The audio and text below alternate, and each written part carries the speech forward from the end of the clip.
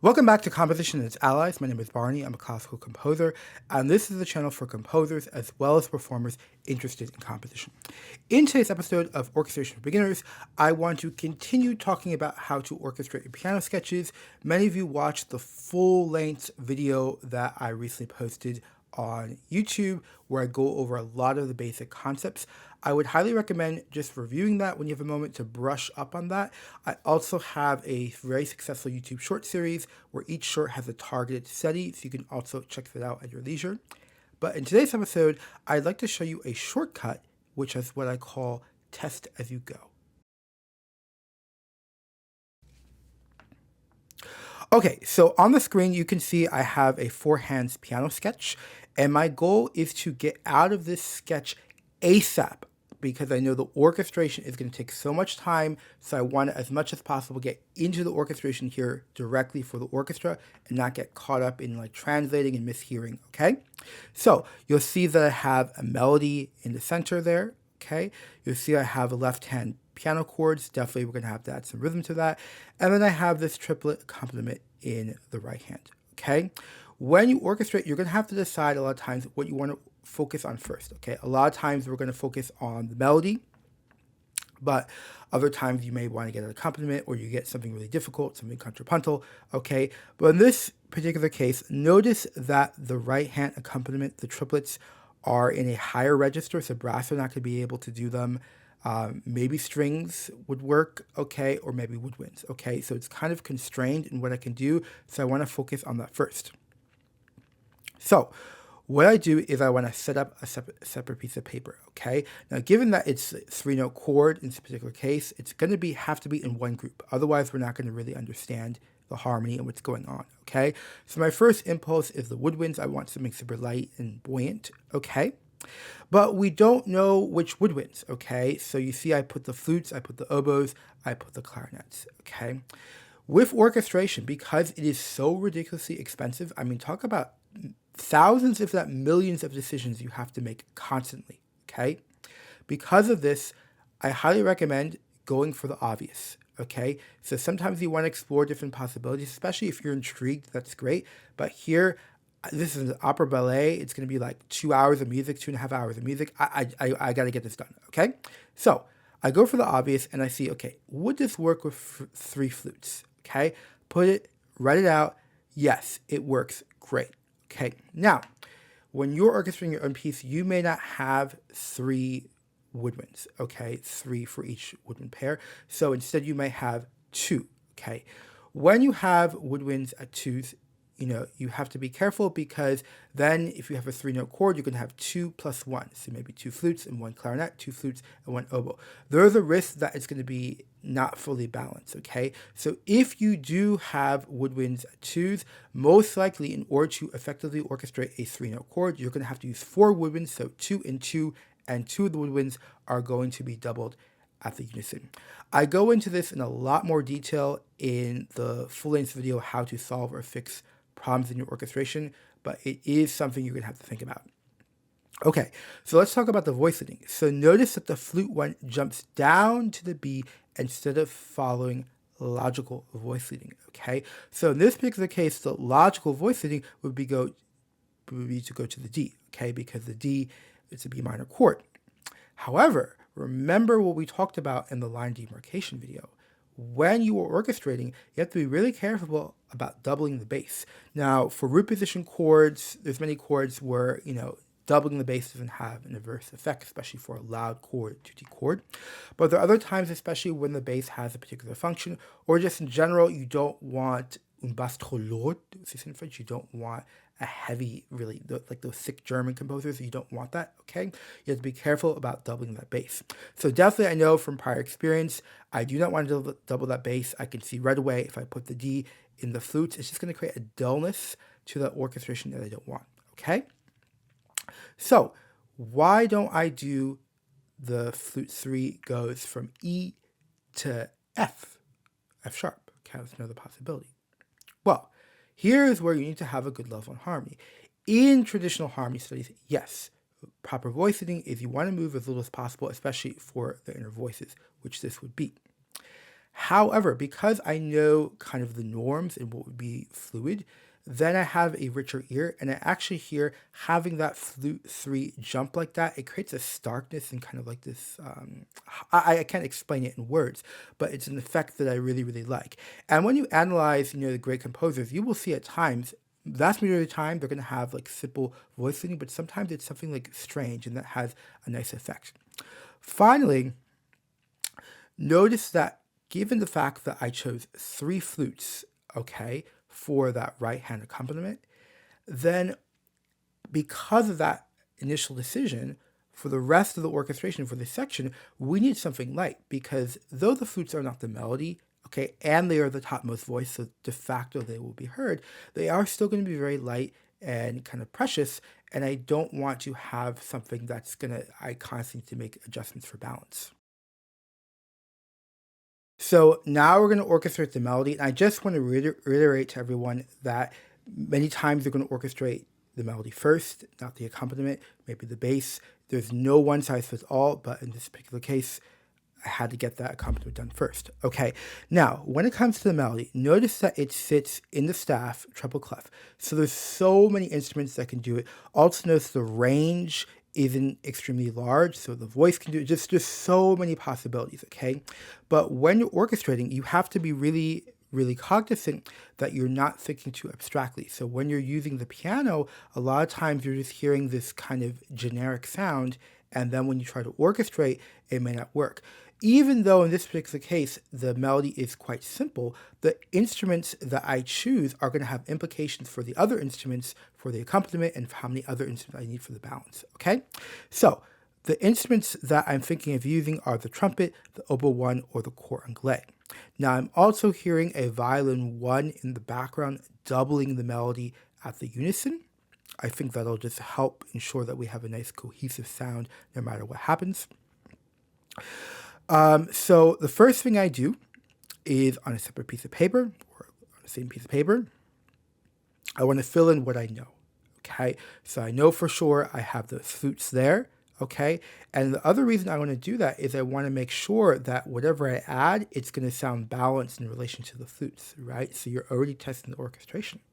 All right, so I'm going to test the cor anglais, but notice that instead of wasting time writing it in that special space where I already have the flutes, I don't want to write it there because maybe I'm not going to use it. I have to erase it. It gets all smudged. It's already smudged anyway. So in a separate area, I just test it out. And notice where it sits in the cor anglais. So it's a transposing instrument. And not only that, it's a fifth. Okay, so there's a huge danger when you're hearing with the piano or you're just looking in C score, you're not going to hear properly for the instrument. So when I write it for the cor anglais, I just don't like it. Okay, now one thing I noticed is I have a fuzziness when writing for cor anglais, probably because I don't think I've ever written for cor anglais, I've written for oboe. So when you notice that, you want to write a note to yourself to investigate later. I don't want to lose the flow I'm in right now, but definitely later on, I want to do a little bit of research, 20, 30 minutes max. I don't want to lose my whole day, okay? So I put a note, listen to Shostakovich Symphony 11, Movement 4. Great cor anglais solo. All right, so next I test out the oboe. I don't like it, okay? It just sits too low for the oboe. It's doable, but it's just, to me, no, I don't like it, okay? Now, before I consolidate what instrument is going to be on the melody, I felt inspired to figure out the left hand because I already was hearing pretty clearly from the get-go the left hand chords are going to be trombones, but I just want to map them on the orchestration that I have so far and see how they work against the flutes. So, one concern I have is managing that distance from the flutes to the trombones. It's doable, but how many instruments will I need to fill in those gaps? A more important thing I'm concerned about are the timbral differences. So flute and trombone aren't really known for being paired together. Okay, definitely the flute's going to have a paler sound here. Trombone, isn't that kind of vaguer register where it can blend in really well with a lot of different instruments, but still I'm a bit concerned that these two elements may not be completely cohesive. Okay, not the end of the world. Now this brings us to a really important point, which I talk about is why we study harmony. So in France, before you do formal composition studies, you will have had many years of harmony studies, okay? And in harmony, we start with bass versus soprano versus bass, this fundamental relationship, okay, top to bottom. But one of the reasons we do that is that when you're orchestrating, you're already hearing this relationship. So just now, when I was describing these concerns, I was hearing about the trombone versus the flute, plus the inherent impulse I had to get those flutes. And then even though I was looking for the melody, to switch them, oh, I need to hear the bass. That inherent decision-making process comes directly from harmony, where I've already done hundreds of exercises. We're doing bass and soprano. You're regulating the problems between the two. This is why we do harmony, okay? Because it really speeds things up for orchestration and just makes your thinking much clearer, because I can focus on these kind of micro decisions, like the timbral differences across these registers. All right, so because I have a concern about how the trombones and the flutes will mesh over time in managing this, I want to see, is there another possibility that's going to work from the get-go? Because sometimes when you orchestrate, you have inherent problems you just have to deal with, but other times you can regulate them by choosing a better solution from the start, okay? So I said French horns can work with flutes, right? They're in the woodwind quintet, okay? And notice that I didn't even have to write the whole thing out. As soon as I put the lowest French horn, which is going to be that concert E, notice where it sits. It's just too low. It's definitely very easy to play. It's very comfortable for the French horns, but I don't like how it sounds. I don't like the dullness, the slight darkness to the tone. So I've talked about this a lot in this channel. When you have a transposing instrument, okay, you cannot rely on a score in C. It may feel comfortable. You may feel like I get it. No, you got to put it transposed so you see how the performer is going to see it and you can hear how it's actually going to sound, especially for instruments that transpose a fifth, okay? This is another reason why we talk about testing as you go, right? So instead of like investing all my time in doing this elaborate piano sketch and, I'm already testing so I can regulate these problems and so I can move much quicker, okay? Now, because the French horns do not work, okay, I am now more committed, or definitely committed, to the trombones. All right, now I want to test out the trumpet on the melody because I didn't like the cor anglais, I didn't like the oboe. Notice that I ran out of space, okay? I tried fitting the trumpets into the existing space, but I started to feel a little bit cramped, okay? And this is a really important point, which is what I call thinking requires space. So imagine you're in a crowded elevator. It's very, very uncomfortable, and after some time, you may get super anxious. But the same thing is with your thinking, especially compositional thinking, okay? So sometimes you need to grab a fresh piece of paper. I know the environment, no. Okay, your thinking is really important. This is a work of art, and I think everyone will understand that you have to go on a separate piece of paper. Okay, so if you're trying to force your ideas, because the worst is if you're too lazy to rewrite. That's not acceptable. Okay, sometimes you just have to rewrite it because that's how you're going to be able to think. Notice that I tried fitting in the trumpets in that existing space I had allotted where I have the flutes and the trombones. But somehow I just feel like I couldn't really hear and explore my ideas. It just felt like I was forcing myself.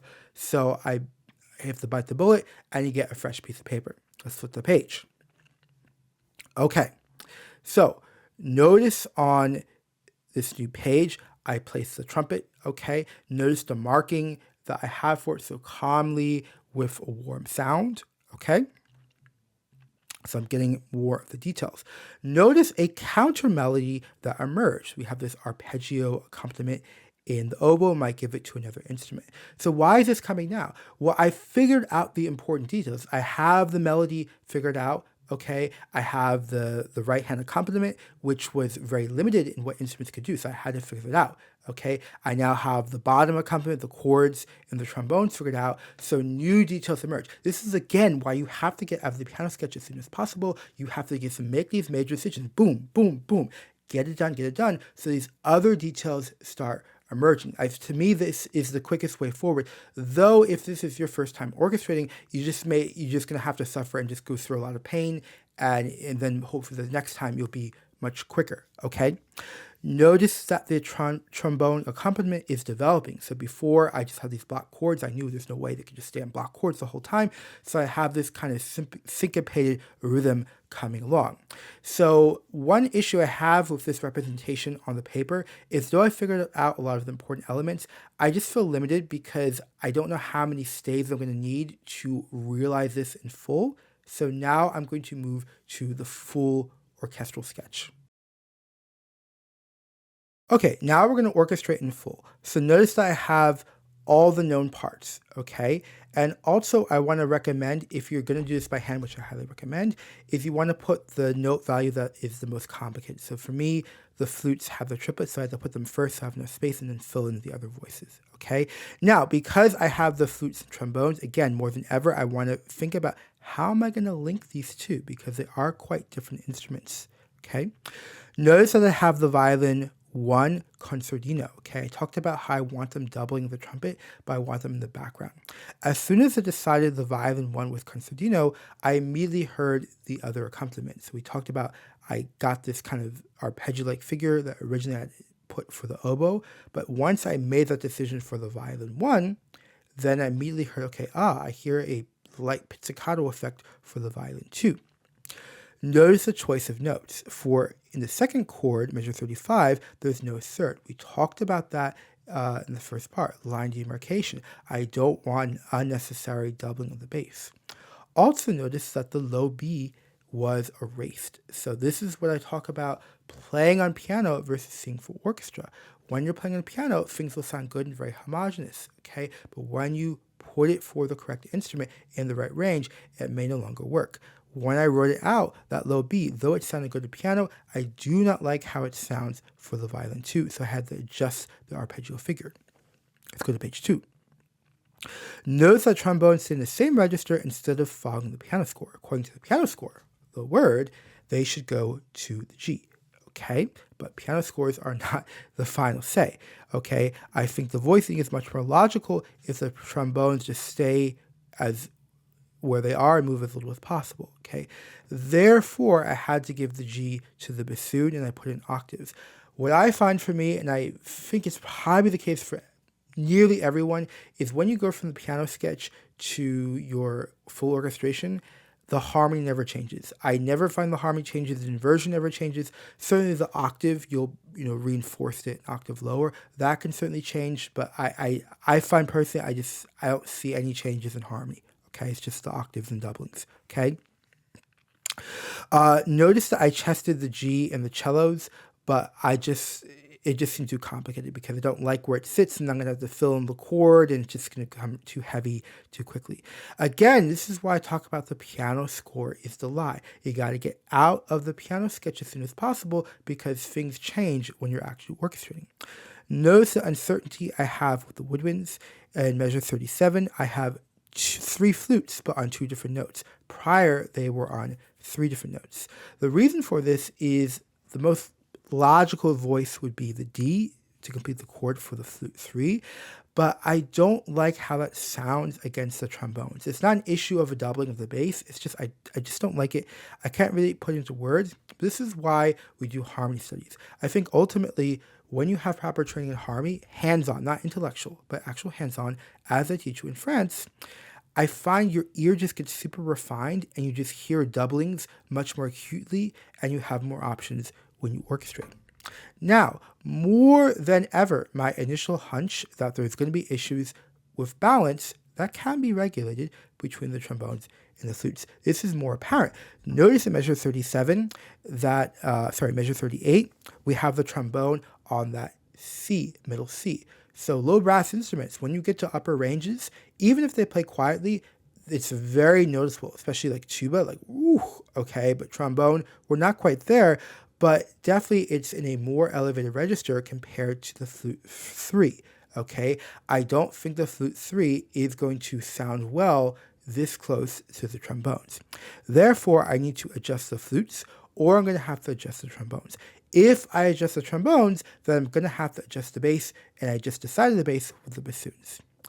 If you're currently orchestrating and you want feedback, I have a competition for Composition and its Allies. It's for composers and performers who are revising a certain passage from their orchestral work. You can look at the details in the competition video on my website, barneyjmusic.com/orchestration. Thank you for watching and have a great day.